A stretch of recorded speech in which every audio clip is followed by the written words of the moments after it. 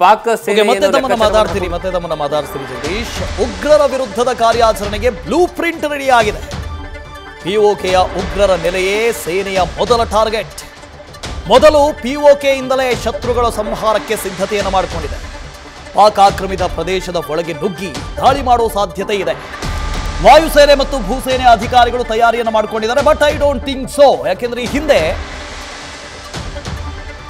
Surgical strike ಆದಂತಹ ಸಂದರ್ಭದಲ್ಲಿ, ಜೊತೆಗೆ ಬಾಲಾಕೋಟ್ ಏರ್ ಸ್ಟ್ರೈಕ್ ಆದಂತಹ ಸಂದರ್ಭದಲ್ಲೂ ಕೂಡ ಅಲ್ಲಿರುವಂತಹ ಲಾಂಚ್ ಪ್ಯಾಡ್ಗಳಲ್ಲಿ ಇವರು ಎಕ್ಸ್ಪೆಕ್ಟ್ ಮಾಡದಷ್ಟು ಪ್ರಮಾಣದಲ್ಲಿ ಯಾರು ಟೆರರಿಸ್ಟ್ ಇರಲಿಲ್ಲ, ಉಗ್ರರು ಇರಲಿಲ್ಲ. ಈಗಲೂ ಕೂಡ ಅವರನ್ನ ಬೇರೆ ಕಡೆಗೆ ಸ್ಥಳಾಂತರ ಮಾಡಿರುವಂತಹ ಸಾಧ್ಯತೆ ಇದೆ. ಹಾಗಾಗಿ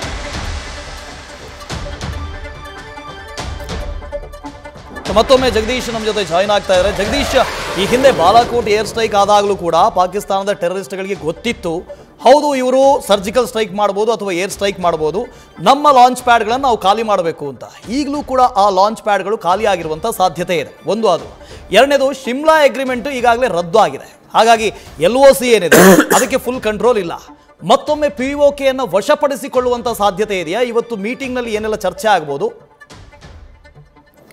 ವಾಸು, ಇವತ್ತು ಪ್ರಧಾನಿ ನರೇಂದ್ರ ಮೋದಿ ನೇತೃತ್ವದಲ್ಲಿ ಕೇಂದ್ರ ಭದ್ರತಾ ಸಮಿತಿಯ ಸಭೆ ನಡೀತಾ ಇದೆ. ಆ ಸಭೆಯಲ್ಲಿ ಏನಂದ್ರೆ ಬಹಳಷ್ಟು ಪ್ರಮುಖವಾಗಿ, ಯಾಕಂದ್ರೆ ತಡರಾತ್ರಿ ನಡೆದಿರ್ತಕ್ಕಂತಹ ಸಭೆಯಲ್ಲಿ ಈಗಾಗಲೇ ಏನಂದ್ರೆ ಸೇನೆಗೆ ಸಂಪೂರ್ಣವಾದಂತಹ ಪರಮ ಅಧಿಕಾರವನ್ನು ಕೊಟ್ಟಿರುವಂಥದ್ದು. ಇವತ್ತಿನ ಸಭೆಯಲ್ಲೂ ಸಹಿತ ಆ ಒಂದು ಸಭೆಗೆ ಸಂಬಂಧಪಟ್ಟ ಅಂದ್ರೆ ಮುಂದಿನ ಕಾರ್ಯಾಚರಣೆ ಹೇಗಿದೆ ಅನ್ನುವಂತಹ ವಿಚಾರಕ್ಕೆ ಸಂಬಂಧಪಟ್ಟ ಹಾಗೆ ಮಾಹಿತಿಯನ್ನು ಕೊಡುವಂತಹ ಕೆಲಸವನ್ನ ಅಲ್ಲಿರುವಂತಹ ಅಧಿಕಾರಿಗಳು ಮಾಡ್ತಾರೆ. ಅದಾದ ಮೇಲೆ ಏನಂದ್ರೆ ಈಗಾಗಲೇ ಒಂದು ಕಡೆಗೆ ಬ್ಲೂ ಪ್ರಿಂಟ್ ಸಹಿತ ರೆಡಿ ಆಗಿದೆ. ದಾಳಿಗೆ ಯಾವ ರೀತಿಯಾಗಿ ದಾಳಿಯನ್ನ ಮಾಡಬೇಕು, ಅದರಲ್ಲೂ ಸ್ಪೆಷಲಿ ಏನಂದ್ರೆ ಭೂಸೇನೆ ಆಗಿರ್ಬೋದು ಅಥವಾ ವಾಯುಸೇನೆ ಆಗಿರ್ಬೋದು, ಈ ಎರಡೂ ಸೇನೆಗಳ ಪ್ರಮುಖವಾದಂತಹ ಕಾರ್ಯಾಚರಣೆ ಇದಾಗಿರುತ್ತೆ.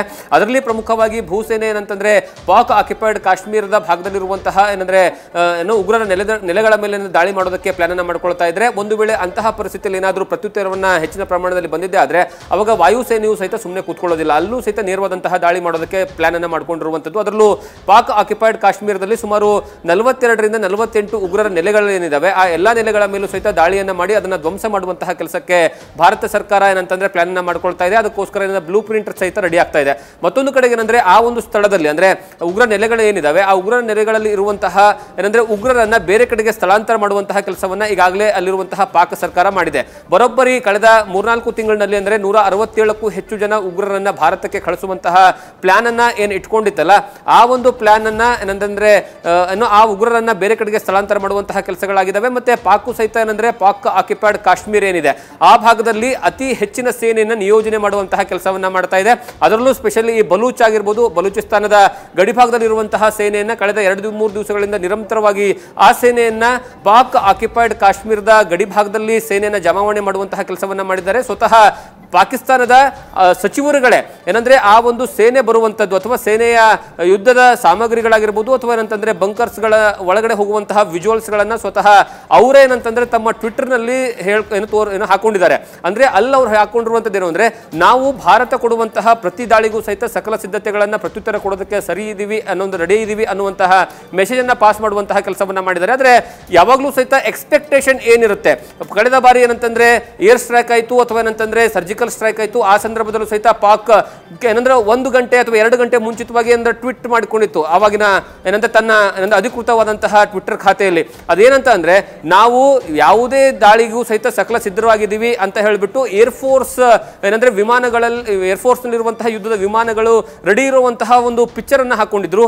ಈಗಲೂ ಸಹಿತ ಅದೇ ರೀತಿಯಾದಂತಹ ತಯಾರಿ ಮಾಡ್ಕೊಂಡಿದ್ದೇವೆ. ಆದ್ರೆ ಅವಾಗ್ಲೂ ಸಹಿತ ದಾಳಿ ಆಗಿತ್ತು, ಅಲ್ಲಿ ಸಕ್ಸಸ್ ಸಹಿತ ಆಗಿತ್ತು. ಈಗಲೂ ಸಹಿತ ಭಾರತ ಅದೇ ರೀತಿಯಾದಂತಹ ಅಂದ್ರೆ ಪಾಕಿಸ್ತಾನ ಕಲ್ಪನೆಗೂ ಮೀರಿದ ಏನಂತಂದ್ರೆ ರೀತಿಯಲ್ಲಿ ಭಾರತ ದಾಳಿಯನ್ನ ಮಾಡೋದಕ್ಕೆ ಸಕಲ ಸಿದ್ಧತೆಗಳನ್ನ ಮಾಡ್ಕೊಳ್ತಿದೆ. ಹಾಗಾಗಿ ಇಷ್ಟು ಲಾಂಗ್ ಒಂದ್ ಕಡೆಗೆ ಭಾರತ ಏನದು ಯುದ್ಧದ ರೀತಿಯಲ್ಲಿ ಏನಂತಂದ್ರೆ ಹೋಗೋದಕ್ಕೆ ಮುಂಚಿತವಾಗಿ ಮೊದಲು ರಾಜತಾಂತ್ರಿಕವಾಗಿ ಎಲ್ಲಾ ದೇಶಗಳ ಜೊತೆಗೆ ಬರೋಬ್ಬರಿ ಇಲ್ಲಿಯವರೆಗೆ 78 ದೇಶಗಳ ರಾಜತಾಂತ್ರಿಕ ಏನಂದ್ರೆ ಅಂಬಾಸಿಗಳ ಏನಂದ್ರೆ DC ಗಳ ಜೊತೆಗೆ ಮಾತನಾಡಿರುವಂತದ್ದು.